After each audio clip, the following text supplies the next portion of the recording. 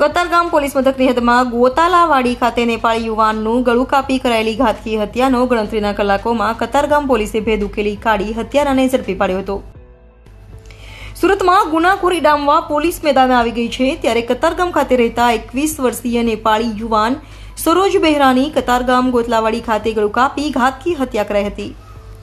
આ હત્યા મામલે મૃતકના પરિવારજનો દ્વારા મકાન માલિકના પુત્ર પર આક્ષેપો કરાયા હતા, જેને લઈ કતારગામ પોલીસે તે દિશામાં તપાસ હાથ ધરી હતી અને ગણતરીના કલાકોમાં જ ગુનાનો ભેદ ઉકેલી કાઢ્યો હતો અને હત્યા કરનાર મકાન માલિકના પુત્ર પ્રકાશ સોસાની ધરપકડ કરી સળિયા પાછળ ધકેલી દીધો હતો. તો હત્યા અંગે વધુ માહિતી એસીપી એલબી ઝાલાએ આપી હતી.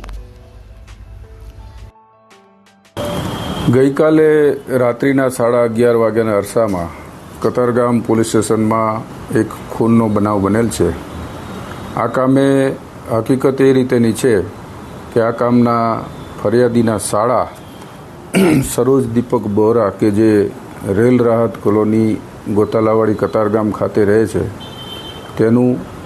તેની બાજુમાં રહેતા પ્રકાશ મૂળજી સોસા નામના આરોપીએ તેની કપડાની બેગ પોતે બહારગામ જવાનો હોય લઈ જવા માટે તેના કપડાં ખાલી કરી લઈ ગયેલ. તે બેગ પાછી લેવા જતાં થયેલ બોલાચાલીમાં તેને ગળાના ભાગે ચપ્પુ મારી દઈ ગંભીર ઈજા પહોંચાડી તેનું મોત નિપજાવતા ઉપરોક્ત ફરિયાદ જાહેર થઈ જ છે.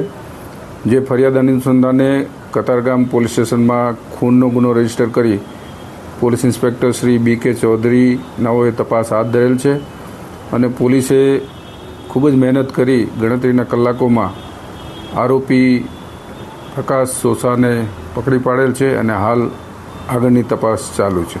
સર, આરોપીનો કોઈ ગુનાહિત ઇતિહાસ છે? કોણ છે આરોપી અને આ બંનેના સંપર્કમાં કઈ રીતના આવ્યો? આરોપી જે છે એનો કતારગામ પોલીસ સ્ટેશનમાં ગુનાહિત ઇતિહાસ છે.